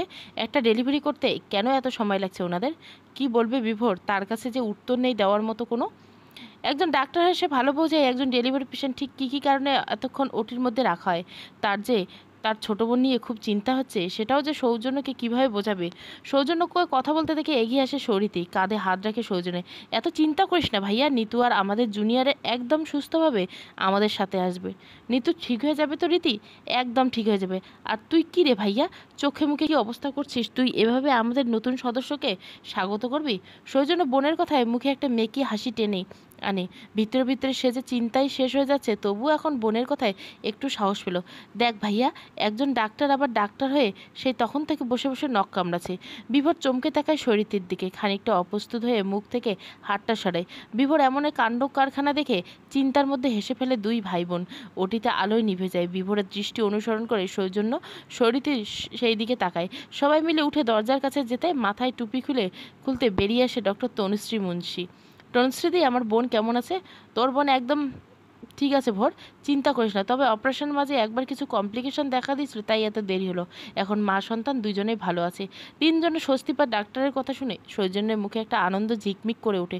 তার সন্তান পৃথিবীতে এসেছে, এর থেকে আনন্দ আর কি হতে পারে? ডাক্তারবাবু কি আনন্দের চোটে কথা হারিয়ে ফেলে সৌজন্য। ডক্টর তনুশ্রী সেটা বুঝতে পেরে মুচকি হেসে বলে, ছেলে হয়েছে, আপনি পুত্র সন্তানের বাবা হয়েছেন মিস্টার লাহিড়ী। কথাটা বলে স্থান ত্যাগ করে ডক্টর তনুশ্রী। সৌজন্য খুশি আর ধরে না, ঠোঁটে ঠোঁট চেপে এতক্ষণে চিন্তাটা আনন্দ সৃষ্ট হয়ে বেরিয়ে আসে। শরীরটি সৌজন্যের কাছে এগিয়ে আসে। আমি পিপি হয়ে গেছি ভাইয়া, আমি পিপি হয়ে গেছি। এই ভাইয়া, কখন আমাদের পুচকুকে সাথে দেখা করতে দেবে বল না? আমার তো আর তর্স হয়েছে না ওকে দেখার জন্য। এই ডাক্তার সাহেব, আপনি বলুন না কখন আমরা ওকে দেখব? বিভোর মুচকি আসে শরীরটির কাছে যায়। বেবিকে ক্লিন করতে তো একটু সময় লাগবে সন্ধ্যা, তারপর বেবিকে আমাদের কাছে দিবে। সময় কেটে যায় অনায়াসে। বিনীতা আর সৌজন্যের জীবনে নতুন সদস্য কাটিয়ে ফেলে জীবনে 21টা দিন। সৌজন্য তার ছেলের নাম রাখছে স্রোত। এই 21টা দিনে শরীরটি ছিল তার বাবার বাড়িতে। বিনীতার অসুস্থতার স্রোতের পুরো দায়িত্ব ছিল তার কাঁধে। ছোট্ট স্রোত অভ্যস্ত হয়ে গেছে পিমনির আদর ভালোবাসা, তাই শেষবেলায় সেও তার ছোট্ট ছোট্ট পা হাত ছুঁড়ে কেঁদেছিল শরীরটি প্রত্যাগমনের বার্তা শুনে। আজ বিভোরের সাথে নিজের বাড়ি ফিরে যাবে। বিভোর তাকে আনতে এসেছে ঘন্টা দুয়েক হয়ে গেছে। শাশুড়ির কাছ থেকে আপ্যায়ন পেয়ে সে এখন একটু বিশ্রাম নিচ্ছে। শরীরটি আজ একটু ইচ্ছে নেই বাড়ি ফেরার। এই 21টা দিন যে স্রোতের মায়ায় বিচ্ছিন্নভাবে আটকে গেছে, সে চুপি চুপি সে ঢোকে নিজের ঘরে। বিছানায় হাত পা ছুঁড়ে শুয়ে আছে বিভোর। শরীরটি বিভোরের কাছে গিয়ে দাঁড়ায়। শুনুন না। বিভোর জেগে থেকেও ঘুমের ভান করে পড়ে রইল। শরীরটি বিভোরের পেটের কাছে শার্টটা টান দিয়ে শুরু করে, এই উঠুন না। বিভোর একটা চোখ খুলে শরীরকে টেনে নিয়ে নিজের উপর ফেলে। শরীরটি ঘাবড়ে যায়। আপনি এতক্ষণ ঘুমের অভিনয় করেছিলেন? কথা বলো না, অনেকদিন তোমাকে কাছে পাইনি, এখন একটু শান্তিতে ঘুমাতে দাও তো। দরজাটা কিন্তু খোলা আছে, কেউ এসে যাবে। আমার শ্বশুরবাড়ির মানুষেরা তোমার মতো হাদারাম না, কখনো তারা কোনো দম্পতির ঘরে হুটহাট করে ঢুকে পড়বে না। আমি হাদারাম? সন্দেহ আছে? ধুর, জানতো, কথাই বলবো না আপনার সাথে বলে বিভোরের উপর থেকে উঠে যায় শরীতে। কিন্তু বিভোর তাকে আবারও টেনে শুইয়ে শরীরের ঘাড়ে মুখ গোজে। বিভোরের উষ্ণ নিঃশ্বাসে সর্বাঙ্গ কেঁপে ওঠে শরীরের। বিভোর সেটা বুঝতে পেরে শরীরের ঘাড়ে নাক ঘষতে থাকে। শরীরের চোখ বন্ধ করে ছটপট করতে থাকে। তার হৃদস্পন্দন দ্রুত থেকে দ্রুততর হয়। নিজেকে নিয়ন্ত্রণে আনার সন্ধ্যাবতী এটা সঠিক জায়গা নয়। বিভোরের কথায় লজ্জা পায় শরীতে। মুখ গুজে বিভোরের বুকে। বিভোর মুচকি এসে শরীরের চুলে বিলি কেটে দেয়। এবার বলো, কি বলতে এসেছিলে? শরীরের মুখে তোলে বিভোরের বুক থেকে। করুণভাবে তাকায় তার দিকে। রাগ করবেন না তো? আগে শুনি। আর কয়েকটা দিন এখানে থেকে যাই? অসম্ভব, থাকি না প্লিজ। তুমি জানো 21 দিন আমি ওই বাড়িতে কীভাবে থেকেছি? তোমাকে ছাড়া যায় আমার কেমন পাগল পাগল লাগে। শুধুমাত্র আদর ভাগ্নের এই 21 দিন থাকার অনুমতি পেয়েছিল, কিন্তু আর না। তোমাকে আজই ফিরতে হবে আমার সাথে। আপনি আমার কষ্ট একটুও বোঝেন না ডাক্তার সাহেব, শুধু নিজের কষ্টটা বড় করে দেখছেন। কটা রাত আমাকে কাছে পাননি বলে আমাকে নিয়ে যেতে চেয়েছেন, আর আমি বাকি কথা শেষ করতে পারি না। শরীরটি বিভোর শরীরটিকে নিজের বুকের উপর থেকে সরিয়ে ঝপ করে উঠে বসে। আমি তোমাকে শুধু রাতে কাছে পাওয়ার জন্য নিয়ে যেতে চাইছি। শরীরটি যে বেখেয়ালি কত বড় ভুল করে ফেলেছে এর বোধগম্য হয় তার। সে বিভোরের কাছে এগিয়ে গিয়ে বিভোরের বিছানা থেকে নেমে পড়ে। ড্রেসিং টেবিলের কাছে চুলটা আসছে, ঘড়ি পরে নেয় সে। আমি আসছি, যদি ওই বাড়ি যেতে চাও আমাকে বলো, সেদিন আনতে আসবো। কথাটা বলার সাথে সাথে টেবিল থেকে ফোনটা তুলে ঘর থেকে বেরিয়ে যায় বিভোর। শরীরটি বিছানা থেকে তড়িঘড়ি করে নেমে দরজার কাছে এগিয়ে যায়। অনেকবার বিভোরকে ডেকেও কোনো প্রত্যুত্তর পায় না সে। মেইন গেটের কাছে যেতে বিভোর গাড়িটা বেরিয়ে যায় লাহিড়ী বাড়ি থেকে। শরীরটির চোখ থেকে কয়েক ফোঁটা নোনা জল গড়িয়ে পড়ে। আমি আপনাকে কষ্ট দিতে চাইনি ডাক্তার সাহেব, আমি যে নিজের অজান্তে মনের কথা বলে ফেলেছি। মন থেকে বলিনি আমি ডাক্তার সাহেব, প্লিজ ফিরে আসুন, নিয়ে যান আমাকে। খুব স্পিডে গাড়ি চালাচ্ছে বিভোর, শরীরে ওই একটা কথা যে তার মনটা ক্ষতবিক্ষত করে যাচ্ছে সেই খবর কি রেখেছে তার মায়াবতী? না, কি অনায়াসে কথাটা বলে দিল সে। বিভোর তো কোনোদিন জোর করেনি শরীরীকে তার কাছে আসার জন্য, প্রত্যেকবারে দুজনের সম্মতিতে সবটা হয়েছে, তাহলে শরীরী এই কথাটা কিভাবে বলতে পারলো? বাড়িতে বসে গাড়িটা থামে, বিধ্বস্ত শরীরটা নিয়ে ভেতরে ঢুকতে মুখোমুখি হয় শেফালি। দাদাবাবু, আপনাকে খুব ক্লান্ত লাগছে, আপনার জন্য শরবত করে নিই? দরকার নেই, তুমি আজ বাড়ি চলে যাও। কিন্তু আমার তো সব রান্না শেষ হয়নি। আচ্ছা দাদাবাবু, বৌদিমণি কোথায়? আরও দুদিন থাকবে বাবার বাড়িতে, যতটুকু রান্না হয়েছে থাক, আর করতে হবে না। ঠিক আছে, আপনি চোখে মুখে জল দিয়ে আসুন, আমি আপনার খাবার বাড়ছি। খিদে নেই আমার, ওই বাড়ি থেকে খেয়ে এসেছি। ঠিক আছে, আমি তাহলে বাসনগুলো ধুয়ে তারপর যাই। শেফালি রান্নাঘরের দিকে গিয়েও ফিরে আসে আবার বিভোরের কাছে। কিছু বলবে? বাড়ির ফোনে জুই ম্যাডাম ফোন করেছিল, আপনাকে আর বৌদিমণিকে নাকি ফোনে পায়নি। কী বললো জি? ম্যাডাম কালকে বিদেশ থেকে আসছেন, আপনাকে আর বৌদিমণিকে আনতে যেতে ওই প্লেন সেখানেই নামে, সেখানে। ঠিক আছে, যাও তুমি কাজ করো। ঘড়ির কাঁটা রাত 9টা ছুঁইছি, প্রায় 3 ঘন্টা হতে চলল বিভোর শরীরীতে বাড়ি থেকে ফিরছে। তারপর থেকে নিজের রুমের মধ্যে শুয়ে আছে বিভোর, এমনকি পুরো বাড়ির একটা আলোও জ্বালায়নি সে। পুরো বাড়ি জুড়ে বিরাজ করছে একটা শুনশান নীরবতা। বিভোরের মনের ক্ষতটা যে খুব গভীর। একবারও ফোন করেনি শরীরী, এই বিষয়টা বিভোর অভিমানে পারদ আরও বাড়িয়ে দিয়েছে। পুরনো দিনের কথা মনে করছে আর চোখ দিয়ে অনবরত অশ্রু গড়িয়ে পড়ছে বিভোরের। ওর ভাবনার মাঝে বেজে ওঠে মেন গেটের কলিং বেলটা। প্রথম দুবার আওয়াজ শুনতে না পেলেও অনবরত কলিং বেলের শব্দে ঘোর কাটে বিভোরের। বিছানা থেকে নেমে লাইটটা অন করে রুম ত্যাগ করে সারা বাড়ির আলো জ্বালায়নি দেয়। সিঁড়ি দিয়ে নেমে দরজা খুলে বিভোর, তুমি? দরজার সামনে সৌজন্য দাঁড়িয়ে আছে একটা ক্লান্ত শরীর নিয়ে। আর বলো না, অফিস থেকে মাত্র ফিরেছি আর একজন এসে আমাকে হাত ধরে টানতে টানতে এখানে নিয়ে এলো। কে? সৌজন্য দরজা ঠেলে ভিতরে ঢুকতে বিভোর দেখে শরীরে দাঁড়িয়ে আছে ঠোঁট ফুলিয়ে। বিভোরকে দেখে ওকে শক্ত করে জড়িয়ে ধরে। বিভোর টাল সামলাতে না পারে খানিকটা পিছিয়ে যায়। আমি অনেক বড় অন্যায় করে ফেলেছি, আপনি আমাকে মারুন, বকুন, যা ইচ্ছে করুন, আমার সঙ্গে একটু কথা বলুন প্লিজ, আমি আর পাচ্ছি না। বিভোর শুকনো গলাটা একটু ভিজিয়ে নেয়, পাশে তাকাতেই দেখে সৌজন্য সোফায় ওদের দিকে পিছন করে জল খাচ্ছে। তোমার ভাইয়া আছে। ভাইয়ার কথা মনে পড়তে শরীরে জিভ কাটে। বিভোরকে ছেড়ে সোজা দাঁড়ায়। আপনি আমার সাথে কথা বলবেন তো? ভিতরে আসো। আপনি আগের তোমাকে ভিতরে যেতে বলছে শরীরী। বিভোর গম্ভীর আওয়াজে শরীরী শুকনো ঢোক গেলে, তারপর বিভোরকে পাশ কাটিয়ে ঢোকে। বিভোর দরজা বন্ধ করে শরীরী পিছন পিছন গিয়ে সৌজন্যের কাছে গিয়ে বসে। নিতু আর স্রোতের কী করছে এখন? যখন আসি নিতু ডিনার করছিল, আর স্রোতকে দেখার আগেই তো তোমার বউ আমাকে ধরে বেঁধে নিয়ে চলে এলো এখানে। আমি তো ওকে বলেছিলাম আর কটা দিন ওখান থেকে আসতে, যেহেতু স্রোতকে ছেড়ে আসতে চাইছিল না ও। সবাই সেটাই বলেছিল, কিন্তু ওর মাথায় কী ভূত চাপলো জানি না, আমাকে টানতে টানতে নিয়ে চলে এলো। তবে এখানে এসে বুঝলাম আসল ব্যাপারটা কী। মানে টানে আমি জানি না বাপু, দুজনের মধ্যে যা মান অভিমান আছে তা মিটিয়ে নাও জলদি। ভুল বুঝে দূরে গেলে দূরত্ব বাড়ে, সম্পর্ক নষ্ট হয়। তোমাদের মধ্যে কী হয়েছে জানি না, তবে একটা জানি, আমি জানি ভুলটা আমার বোনই করেছে। ওকে একটু মানিয়ে গুছিয়ে নাও বিভোরদা। বলে সোফা ছেড়ে উঠলো সৌজন্য। শরীরীর কাছে গিয়ে দেখে ও মাথা নিচু করে দাঁড়িয়ে আছে। মুচকি এসে শরীরীর মাথায় হাত রেখে সৌজন্য, কিছু মানুষ জীবনে বারবার আসে না রীতি, এই মানুষটা যখন তোর জীবনে এসেছে আগলে রাখ, কোনো অভিযোগ করার সুযোগ দিস না ভবিষ্যতে। শরীরী মুখ তুলে একবার তাকায় বিভোরের দিকে। বিভোর তখনও অন্যদিকে মুখ ফিরিয়ে রয়েছে। শরীরী খুব কষ্ট করে বিভোরকে দেখে, ঠোঁট চেপে কান্নাটা গিলে নেয় সে। তোমাকে কথা দিচ্ছে আমি ভাইয়া, ওনাকে আর কোনোদিন কোনো অভিযোগ করার সুযোগ দেব না আমি। Thanks, like a good girl. এবার তাহলে আমি আসি। সৌজন্য চলে যাওয়ার বার্তা শুনে বিস্মিত হয়ে যায় বিভোর। সৌজন্যের কাছে এগিয়ে এসে বলে, একদম না সৌজন্য, এখানে ডিনারটা করে তারপর যাও। মা না খেয়ে বসে থাকবে আমার জন্য। আমি মাকে ফোন করে জানিয়ে দিচ্ছি তুমি খাওয়া দাওয়া করে যাবে। হ্যাঁ ভাইয়া, উনি ঠিক বলছেন। আমি তোকে রেস্ট করার সুযোগটুকু দেইনি, আজকে রাতটা এখানে থেকে যা। ডিনারটা ঠিক আছে, তবে থাকতে পারবো না। ঘড়ির কাঁটা জানান দিচ্ছে রাত 11টা বেজে 5 মিনিট। আধ ঘন্টা আগে সৌজন্য ডিনার করে ফিরে গেছে। তারপর বিভোর চলে এসেছে নিজের রুমে। শরীরী সবেমাত্র বাসন ধুয়ে টেবিল পরিষ্কার করে সব লাইট নিভিয়ে কাপড়ে আঁচলে হাত মুছতে মুছতে রুমে ঢুকে এক পোস্ত ধাক্কা খায়। বিভোর সোফায় শুয়ে আছে, মুখে বালিশ চাপা দিয়ে। শরীরী গিয়ে বিভোরের কাছ থেকে বালিশটা কেড়ে নেয়। বিভোর রেগে উঠে বসে, what the hell is this শরীরী? বিছানায় গিয়ে শো, বালিশটা দাও। আর আমি কোথাও যাব না, এখানেই ঘুমাবো। ভেবে বলছো তো কথাটা? 100% ভেবে বলছি। শরীরী বিভোরের বালিশটা ছুঁড়ে মারে, তারপর বিছানা থেকে আরেকটা বালিশ তুলে নিয়ে বারান্দায় গিয়ে পা বাড়ায়। দোষ যখন আমি করেছি, শাস্তিটা আমার পাওয়ার কথা, আমি আজ এখানেই ঘুমাবো। বিভোর সোফা থেকে উঠে দাঁড়ায়, বারান্দায় গিয়ে শরীরীকে টানতে টানতে রুমে নিয়ে আসে। চুপচাপ বিছানায় ঘুমাও, নইলে আমার থেকে খারাপ কেউ হবে না। শরীরী হুট করে জড়িয়ে ধরে বিভোরকে। বিভোর পাথরের ন্যায় দাঁড়িয়ে থাকে, ধরে না শরীরীকে। স্রোতের সাথে থাকতে থাকতে ও যে আমার ছেলে নয় এটা ভুলেই বসেছিলাম। খুব মায়া জন্মে গেছে ওর উপর, ওকে ছাড়া থাকতে হবে ভেবে আমার কষ্ট হচ্ছিল তখন। আর আপনি তখনই বললেন আসতে হবে আমাকে, তাই তখন খুব রাগ হয়েছিল আপনার উপর।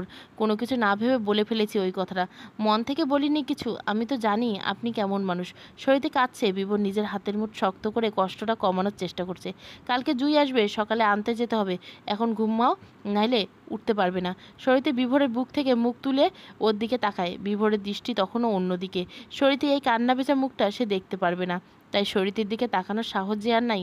আপনি আমাকে এড়িয়ে যাচ্ছেন ডাক্তার সাহেব, ঘুমিয়ে পড়ো। বিভোর শরীরকে ছাড়াতে চাইলে শরীরে আরও জোরে খামচে ধরে বিভোরের টি শার্ট। কথা না বললে সমস্যা আরও বাড়বে ডাক্তার সাহেব, আমাদের মধ্যে দূরত্ব সৃষ্টি হবে, আপনি আমার থেকে দূরে সরে যাবেন। তাই বলছি কি, কথাটা বলে সবটা মিটিয়ে নিন। যতটা ভয়ঙ্কর শাস্তি আছে সবগুলো আমাকে দিন, তবুও কথা বলুন আমার সাথে ভালো করে। 11:30 বাজতে যাচ্ছে শরীতে, আমার কালকে কথা বলবো এই নিয়ে। বিভোরের মুখ থেকে শরীতির নামটা শুনে খেপে যায় শরীতি। খামচে ধরে বিভোরের জামার কলার। শরীতি শরীতি শরীতি, কে শরীতি? সে আশা থেকে আমাকে শরীতি শরীত বলে ডাকছেন। আমি শরীতি নই, শুনছেন? আমি শরীতি নই, আমি সন্ধ্যা, আপনার সন্ধ্যা। আপনাকে সন্ধ্যা বলে ডেকেছেন না কেন আপনি? কেন আমাকে এড়িয়ে যাচ্ছেন? কথা বলুন না। রাগ থেকে এক পর্যায়ে চোখ থেকে জল বেরিয়ে আসে শরীরে।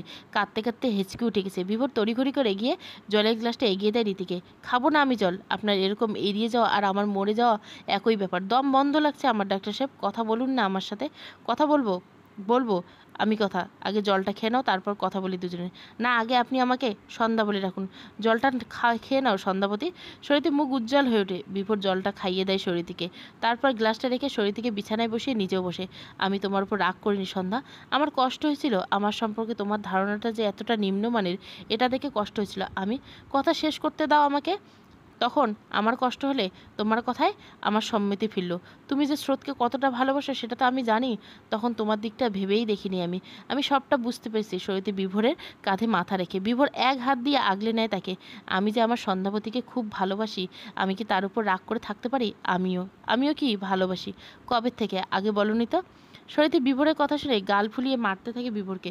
বিভোর মুচকে এসে আরও শক্ত করে জড়িয়ে নেয় শরীরকে। কবে থেকে আমাকে ভালোবাসো তুমি?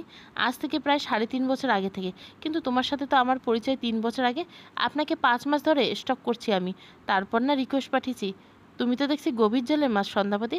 শরীরে একটা হাবভাব নিয়ে বসে, ছোট ছোট চুলগুলো স্টাইল করে কানের পাশে গুজে দেয়। গভীর জলের ফিস আমি, গভীর জলের ফিস।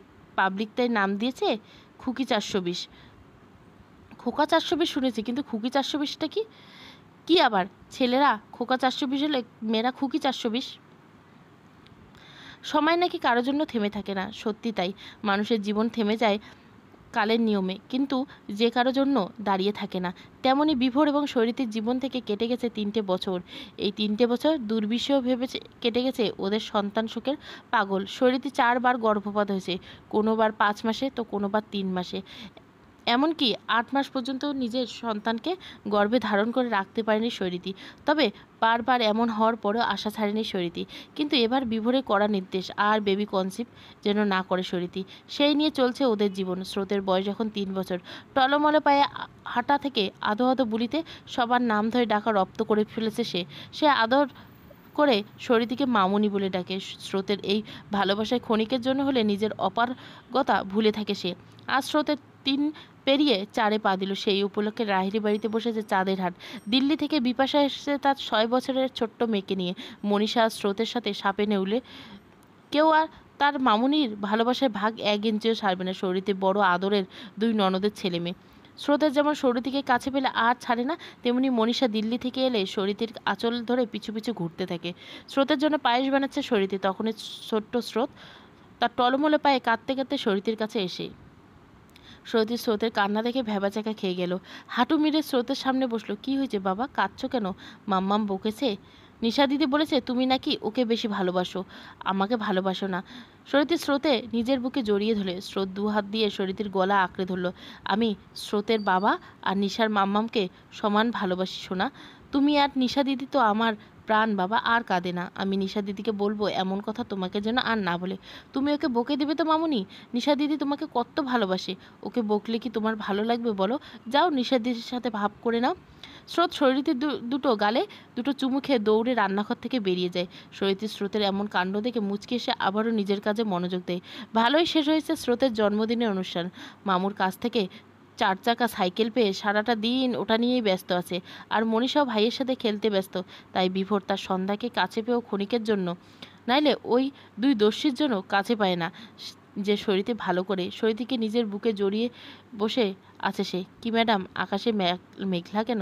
শরীরতে বিভোরে বুক থেকে মাথা তুলে জানলার দিকে তাকালো আকাশের দিকে। কই, আকাশে তো আজ ভালোই চন্দ্রকিরণ আনাগোনা দেখা যাচ্ছে, কিন্তু আমার সন্ধ্যাবতীর আকাশে যে আজ মেঘের ঘনঘাটা দেখতে পাচ্ছি। কি হয়েছে?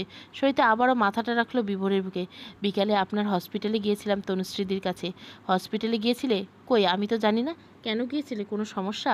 তাহলে কি আবার? না ডাক্তার সাহেব, আমি তো সেই আশা ছেড়েই দিয়েছি। স্রোত আর নিশা থাকতে নিজের জীবনের শূন্যতা আমি বুঝতে পারি না। কেন গিয়েছিলে তাহলে? সব কিছু কি আপনাকে বলা যায় ডাক্তার সাহেব? কী বিভোর ব্যাপারটা বুঝতেই হেসে উঠল। বিয়ের 3.5 বছরের মধ্যে মেলি সমস্যা নিয়ে বিভোরের সাথে কথা বলতে ভীষণ জড়তা কাজ করে শরীরীর। তবে শরীরীর না বললে প্রতিবারে ওর অসুবিধা বুঝে সমস্ত প্রয়োজনীয় জিনিস আগের হাতের কাছে এগিয়ে রাখে তার। বউ হও তুমি আমার, এখনও জড়তা? এই 3.5 বছরে কি তোমার লজ্জা কাটাতে আমি অক্ষম সন্ধ্যাবতী? লজ্জায় মিশে যেতে ইচ্ছে হয় শরীরীর। বিভোরের বুকে আরও জোরে নিজের মাথাটা চেপে ধরে। জানেন ডাক্তার সাহেব, আমি তনুশ্রীদির কেবিনে ঢুকতে তিথির সাথে দেখা। 9 মাসের ভরা পেটে নিয়ে লাস্ট চেক আপে এসেছিল। তনুশ্রীদির কাছে শুনলাম সামনের সোমবার নাকি ওর অপারেশন করবেন উনি। এটা তো খুব ভালো খবর, কিন্তু তোমার মুখে এমন আধার কেন? প্রিয় বান্ধবীর সুখে তোমার তো এমন খারাপ লাগা বাঞ্ছনীয় নয়। তিথির প্রেগনেন্সি আমার মতো কমপ্লিকেট। তনুশ্রীদি বললেন নয় মা নয় বাচ্চা বাঁচবে। তিথির বিষয়টা জানে না। 5 মাসের আগে শুভদা মারা গেছেন। এখন বাচ্চাটার কিছু হলে যে তিথিকে একদম নিঃস্ব হয়ে যাবে। কে বাঁচবে কাকে নিয়ে ডাক্তার সাহেব? বিভা সযত্নে প্রেয়সীর মাথায় হাত বুলিয়ে দেয়। শরীরী তিথির জন্য চিন্তায় অস্থির হয়ে যায়। সে হাই স্কুল থেকে বন্ধুত্ব দুজনে, তাই তিথির এমন খবর শুনে কিছুটা শান্ত হতে পারছে না। দেখবে তিথির বেবির কিচ্ছু হবে না, ও সুস্থ হয়ে পৃথিবীর আলো দেখবে। স্বামীকে কেড়ে নেওয়ার পর সন্তানকে কেড়ে নেওয়ার মতো এতটা নিষ্ঠুর হবে না ভগবান। আপনি সত্যি বলছেন? বাচ্চাটা ওর মায়ের কোলে আলো করে আসবেই তো? অবশ্যই আসবে। তুমি এত চিন্তা করো না। এটুকু মাথায় যে এত চিন্তার পাহাড় তৈরি করে ফেলেছো, সারাদিন অনেক খাটাখাটনি করছো। এখন একটু রেস্ট নাও। আপনি আবার হসপিটালে যাবেন? নাইট ডিউটি আছে। সকালে আসবেন তো? না, আমি আর আসবো না। তুমি নিতু, বিপু আর বাচ্চাদের নিয়ে বাড়ি চলে যাও। সেই জন্য বুককে বলছি, ও যাবে তোমাদের সঙ্গে। আনন্দ চোখ মুখ উজ্জ্বল হয়ে এলো শরীরীর। বিভোরকে ছেড়ে ওর সামনে হাসি মুখে বলল সে, আপনি সত্যি বলছেন? কাল নিতু দিদি ভাই স্রোত নিশা আমাদের বাড়ি যাবে? বিপু যতদিন কলকাতায় আছে ততদিন ওই বাড়িতে থাকবে, আর নিতুও। দারুণ মজা হবে তাহলে। হঠাৎ করে বিভোরের দৃষ্টি পাল্টে গেল। মনের মধ্যে প্রেয়সীকে ছুঁয়ে দেওয়ার তীব্র আকাঙ্ক্ষা জেগে উঠল তার মনে। নিজেকে নিয়ন্ত্রণ করতে চাইলেও এই আসক্তিময় আকাঙ্ক্ষার কাছে হেরে গেল তার অবাধ্য মন। একবার দরজার পানে দৃষ্টি দিয়ে দেখলো দরজা বন্ধ। তারপর হুট করে শরীরীর কাঁধ ধরে বিছানায় শুইয়ে দিল বিভোর। হালকা করে ভর দিয়ে শরীরীর উপর শুয়ে পড়ল। ইতিমধ্যে বিস্ময়ে শরীরীর চোখ দুটো বড় বড় হয়ে গেছে। এত সিরিয়াস কথাবার্তায় যে বিভোর এরকম করবে ভাবিনি। লজ্জায় চোখ বন্ধ করলো সে। বিভোর হাতের কাছে থাকা সুইচ বোর্ডের সবকটা সুইচ অফ করে দিল। লাইট বন্ধ করা উদ্দেশ্য হলো ফ্যানও অফ হয়ে গেল। এমনকি ফ্যানের সুইচও বন্ধ করলেন কেন? বিভোর তার আঙ্গুল দিয়ে শরীরীর ঠোঁট চেপে ধরল। বিভোরে এমন স্পর্শে শরীরীর হৃদস্পন্দন দ্রুত থেকে দ্রুততর হতে লাগলো। সন্ধ্যাবতীর দৃষ্টি অনল হয়ে যে পুড়ে ছাই হয়ে যাচ্ছে বিভোরের হৃদয়। সন্ধ্যার আকাশে সন্ধ্যাবতী যে ভোরের আকাশের শুকতারাকে ক্রমশ গ্রাস করে ফেলেছে। সন্ধ্যার সংস্পর্শে এসে যে ভোর নিজে হারিয়ে ফেলেছে, যে তার অস্তিত্ব ভুলে গিয়ে সন্ধ্যার আকাশে নিজের অস্তিত্ব খুঁজে নিয়েছে। বিভোর এবার এমন প্রেমময় চাহিনী আর নেশা জড়ানো কণ্ঠস্বর পাগল হয়ে যাচ্ছে শরীরী। নিজেকে নিয়ন্ত্রণ করা বড়ই কষ্টসাধ্য হয়ে পড়েছে তার। বিভোরের উষ্ণ নিঃশ্বাসে শরীরীর দ্রুত পতিত হওয়ার নিঃশ্বাস সাথে মিলেমিশে একাকার হয়ে যাচ্ছে। আমি পাগল হয়ে যাচ্ছি ডাক্তার সাহেব, আপনার কথার ভিতর হারিয়ে যাচ্ছি। ওরকম তাকাবেন না ডাক্তার সাহেব। আপনার চাহনি আমার শিরায় উপশিরায় শীতল হয়ে যাচ্ছে। বরফের ন্যায় জমে যাচ্ছি আমিও যে বেসামাল হয়ে পড়ছি মায়াবনী। সন্ধ্যা তারার মায়া আমাকে আষ্টে পৃষ্ঠে জড়িয়ে ধরছে। নিজেকে নিয়ন্ত্রণ করা খুবই কষ্টসাধ্য মনে হচ্ছে। এটা সঠিক সময় নয় ডাক্তার সাহেব। তোমার কাছাকাছি থাকলে যে নিজেকে কিছুতেই সামলাতে পারি না। তোমার চুলের ঘ্রাণ, তোমার মায়া জড়ানো চক্ষুদায়, তোমার কম্পিত ঠোঁট, তোমার নিঃশ্বাসের শব্দ, তোমার দ্রুত গতিতে হৃদস্পন্দন হওয়া আটকার বেড়াজালে আটকে পড়ি আমি। চাইলেও তোমার থেকে নিজেকে বিচ্ছিন্ন করা সম্ভব নয়। স্থান কাল যে উপযুক্ত নয় ডাক্তার সাহেব। আপনার শ্বশুরবাড়ি এটা। নাইট ডিউটি আছে হসপিটালে আপনার। যাবো তো? নাইট ডিউটির কথা স্মরণ ছলনাতে বিভোরের ঘোর কাটে। শরীরের কপালে স্নেহের চুম্বন এঁকে দিয়ে উঠে যেতে নিলে শরীর চেপে ধরে বিভোরের বাহুডর। বিভোর ভুরু কুচকে তাকায়। আর কিছুক্ষণ থাকুন না এভাবে। শরীরের আবেদনময়ী কথাটা ফেলতে পারে না বিভোর। এলোমেলো হয়ে থাকা শরীরের চুলগুলো কানের পাশে গুজে দিল বিভোর। এবার বেসামাল হয়ে নিজেকে নিয়ন্ত্রণ করতে না পারলেও কিন্তু আমাকে দোষ দিতে পারবে না সন্ধ্যাপতি। আর কিছুক্ষণ থাকুন এরকম নিজেকে নিয়ন্ত্রণ করে। আপনার সংস্পর্শে থাকতে আমার ভালো লাগে। বিভোর মুচকি এসে শরীরের নাকে ঠোঁট ছোঁয়ালো। শরীরে আবেশে চক্ষুদয় বন্ধ করে নিল। অনলি 20 মিনিটস, এটাই যথেষ্ট। কাঞ্জিলার বাড়িতে এখন ভর দুপুর। বাড়ির 2 মেয়ে জামাই দুটো খুদে সদস্য নিয়ে জমজমাট হয়ে আছে কাঞ্জিলের বাড়ি। 2 সদস্যের বাড়িতে এখন 7 জন সদস্য। বড় জামাইয়ের কাছ থেকে শুধু উনি আসতে পারেনি, শরীরের কাঁধে গুরু দায়িত্ব। তার সংসারে কারো যেন এইটুকু অসুবিধা না হয় সেদিকে খেয়াল রেখে যত্ন সহকারে আপ্যায়ন করে যাচ্ছে সবাইকে। সারাদিন ব্যস্ততার শেষে সবাইকে রাতের খাবার খাইয়ে নিজের ঘরে বসে শরীরী খুব ধকল গেছে সারাদিনটা।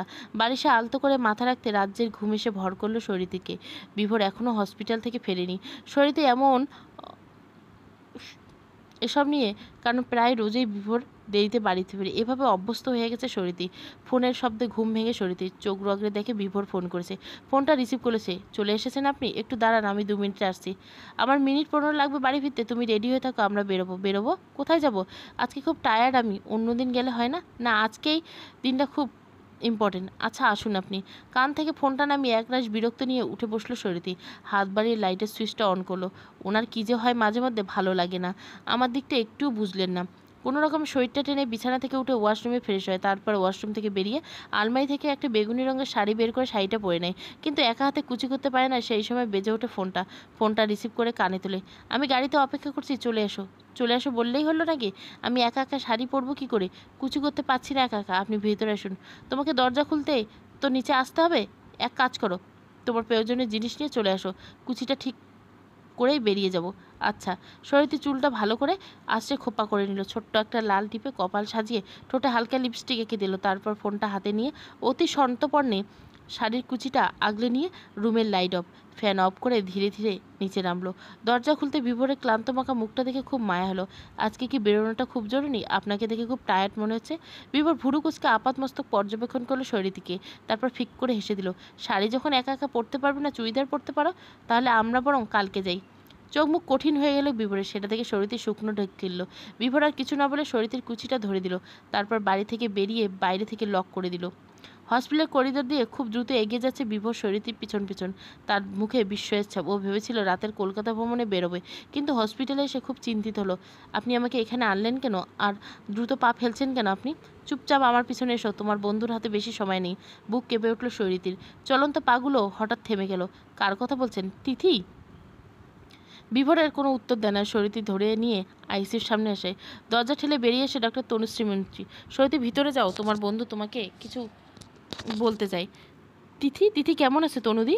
ও ঠিক হয়ে যাবে তো? অনেক চেষ্টা করছি, মা বাচ্চা দুজনকে বাঁচাতে পারিনি। বেবিটা সুস্থ আছে। তিথির প্রাণটা হয়তো তোমার সাথে কথা বলার জন্য আটকেছে। দেরি করো না, ভিতরে যাও।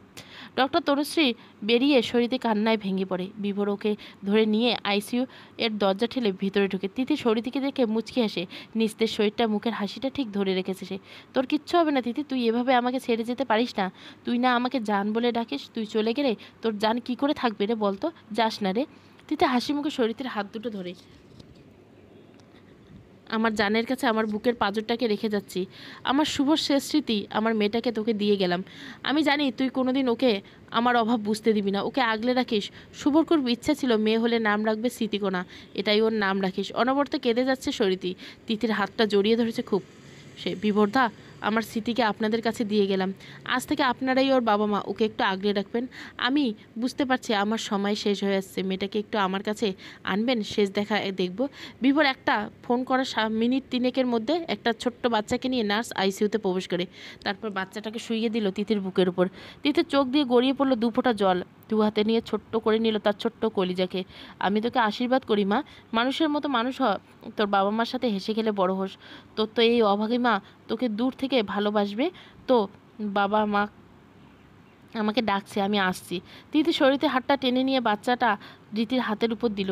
দেখে রাখিস, আসছিস জান। সরিতি আর ছোট্ট মেয়েটাকে হাতের উপর হাত রেখে শেষ নিঃশ্বাস ত্যাগ করলো তিথি। সরিতি তিথির বুক থেকে তুলে নিল ছোট্ট স্মৃতিকে নিজের বুকে আঁকড়ে নিয়ে হাউমাউ করে কেঁদে উঠল সরিতি। রাত্রি অন্ধকার শেষে উদিত হলো ভোরের রবি।